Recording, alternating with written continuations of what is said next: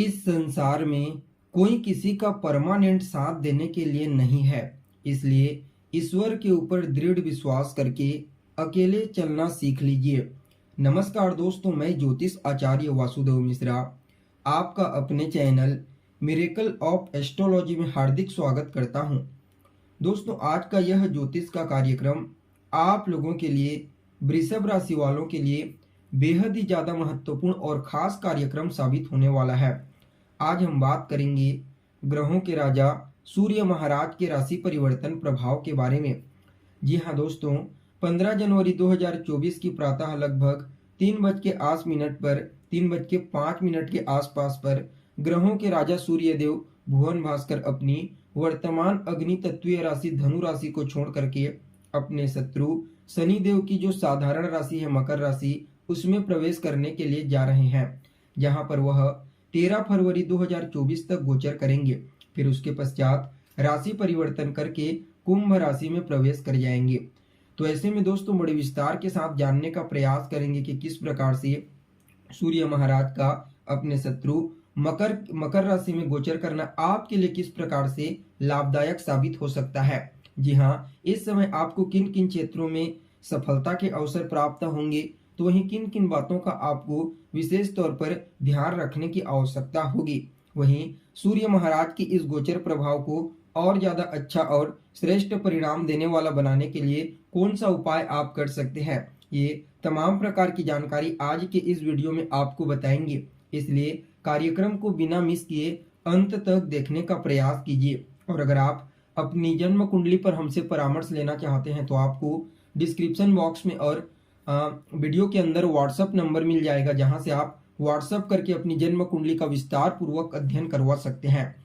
तो दोस्तों, वैसे देखा जाए तो सूर्यदेव को मूल रूप से हमारी आत्मा का कारक ग्रह कहा जाता है, लेकिन यह सिर्फ हमारी आत्मा के कारक ग्रह ही नहीं होती। इसके साथ साथ हमारे जीवन में नौकरी, प्रमोशन, समाधान, सफलता, मान सम्मान, पिता और सरकार से संबंधित जितने भी चीजें होती है, उन सभी चीजों का प्रतिनिधित्व करते हैं। इसलिए इनका गोचर बेहद ही महत्वपूर्ण बन जाता है। जी हाँ, जब भुवन भास्कर सूर्य महाराज जन्म कुंडली में बलवान अवस्था में होते हैं तो फिर कहना ही नहीं, यह अकेले ही पूरी कुंडली को मजबूती प्रदान कर देते हैं। इस अकेले सूर्य देव के बलवान होने से जातक को उसके जीवन में सब कुछ प्राप्त हो जाता है, क्योंकि वह जितना मेहनत करता है, जिस भी क्षेत्र में मेहनत करता है, उसे सफलता की प्राप्ति अवश्य होती है। प्रत्येक क्षेत्र में उसे सफलता की प्राप्ति होती है। इसलिए उसके जीवन में किसी भी प्रकार से किसी भी चीज की कमी नहीं होती। वह हर प्रकार से सुख सुविधाओं से परिपूर्ण ऐश्वर्यशाली जीवन व्यतीत करता है। सूर्यदेव क्योंकि राजा होते हैं, ठीक इसके विपरीत जब सूर्य महाराज कमजोर पड़ जाते हैं तो सबसे पहले तो जातक के जीवन को बिल्कुल अंधकार की ओर लेकर के जाते हैं। जातक मेहनत बहुत करता है, एफर्ट बहुत करता है, लेकिन उसके मुताबिक उसे लाभ की प्राप्ति नहीं हो पाती और न ही उसे समाज में कोई विशेष रूप से मान सम्मान, पद प्रतिष्ठा और प्रसिद्धि की प्राप्ति हो पाती है। इसके अलावा सूर्य महाराज के कमजोर होने से, सूर्यदेव के पीड़ित होने से ज्यादातर मामलों में हड्डियों से संबंधित समस्या, नेत्रजन्य पीड़ा, कहीं न कहीं शासन प्रशासन से परेशानी, हानि और पिता के साथ तालमेल में कमी देखने को मिलती है। इसके अलावा सूर्य महाराज सॉल्यूशन के कारक ग्रह होते हैं। जब जन्म कुंडली में कमजोर होते हैं या फिर गोचर कुंडली में पीड़ित होते हैं तो यह समस्या का समाधान मिलने में बहुत मुश्किल हो जाती है, और जब यह बलवान होते हैं तो बड़ी आसानी से समस्याओं का समाधान प्राप्त हो जाता है।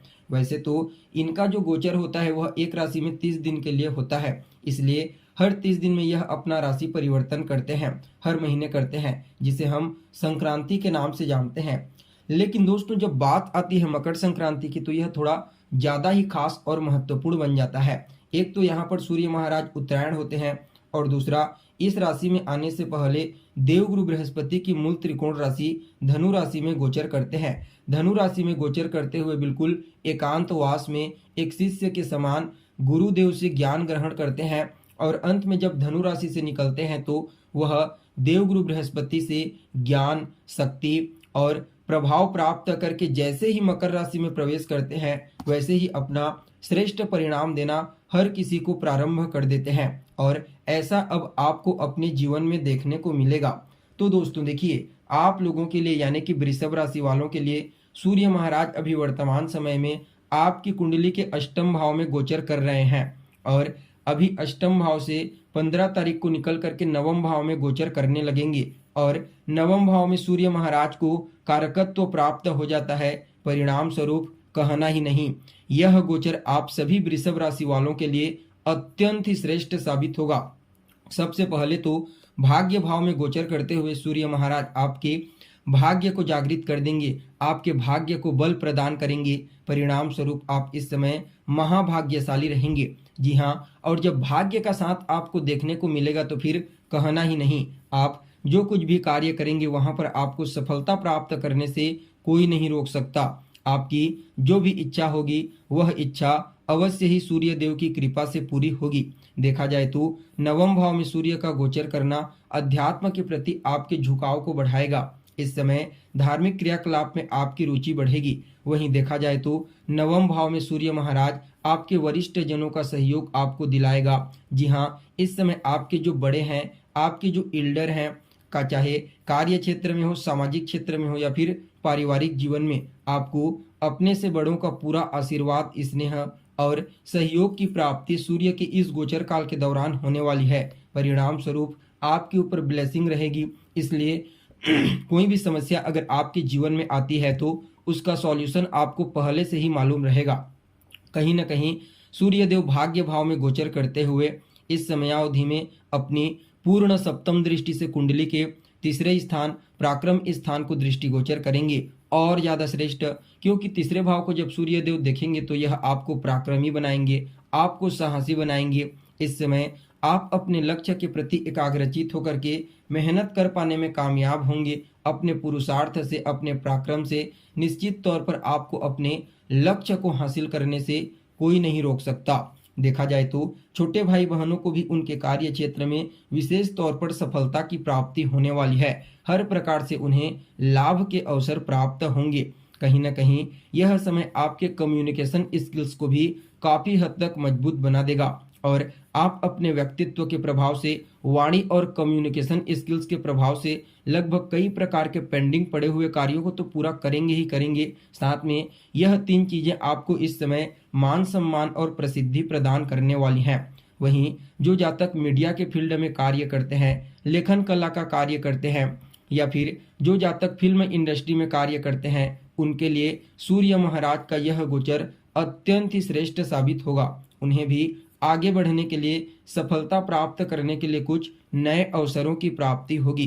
कहीं न कहीं यह समय सामाजिक क्षेत्र में भी आपकी मजबूती को और ज्यादा मजबूत बनाएगा। यानी कि इस समय आप पुरुषार्थी होंगे, पराक्रमी होंगे, तो निश्चित तौर पर जब भी कोई समस्या में पड़ा रहेगा तो उसकी मदद आप करेंगे।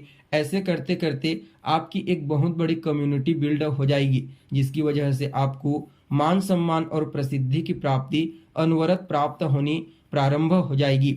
यानी कि सूर्य महाराज का यह जो प्रभाव है, भाग्य भाव में गोचर करते हुए पराक्रम भाव को दृष्टिगोचर करना, यह आपके लिए अत्यंत ही श्रेष्ठ साबित होगा, क्योंकि यहाँ पर पूरे 30 साल बाद एक संयोग बना हुआ है। जी हाँ, शनिदेव अभी कुंभ राशि में वर्तमान समय में गोचर कर रहे हैं और अभी उनकी दूसरी राशि मकर राशि में सूर्यदेव आएंगे।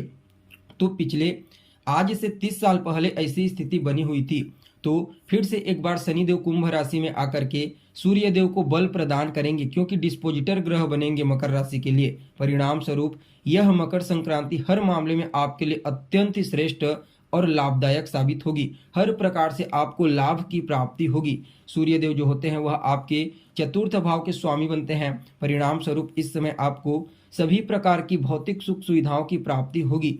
जो भी इच्छा आपकी होगी भौतिक चीज को लेकर के, निश्चित तौर पर सूर्यदेव की कृपा से वह चीज इस समय आपको प्राप्त हो जाएगी। आपकी माता की सेहत में कोई प्रॉब्लम थी तो वह दूर होने वाली है। माता के साथ आपके तालमेल बेहतर होंगे। माता का सहयोग, माता का आशीर्वाद और उनका स्नेह आपको इस समय प्राप्त होने वाला है। कहीं न कहीं इस समय लोगों के बीच में जो जातक राजनीति के फील्ड में कार्यरत हैं, उनकी प्रसिद्धि बढ़ेगी। जी हाँ, उन्हें भी इस समय अपने राजनीति के क्षेत्र में आगे बढ़ने के लिए कुछ नए अवसरों की प्राप्ति होगी। कुल मिलाकर के देखा जाए तो सूर्य महाराज का यह गोचर काल आप सभी वृषभ राशि वालों के लिए अत्यंत श्रेष्ठ और शानदार साबित होगा। फिर भी इस गोचर काल के प्रभाव को और ज़्यादा अच्छा परिणाम देने वाला बनाने के लिए रोजाना चंदन का तिलक लगाइए, सूर्य महाराज को अर्घ्य प्रदान कीजिए और अर्घ्य प्रदान करने वाले जल में एक लाल रंग का पुष्प डाल करके उन्हें अर्घ्य प्रदान कीजिए। रविवार के दिन मजदूरों की मदद करें और रोजाना आदित्य हृदय स्तोत्र का पाठ करें। इन उपायों को करके अपने लिए इस गोचर को और ज़्यादा श्रेष्ठ बनाइए। तो दोस्तों, हमें उम्मीद है जानकारी आपको पसंद आई होगी। फिर मिलते हैं एक नए और ताज़ा एपिसोड में। तब तक के लिए आप हमें इजाज़त दीजिए।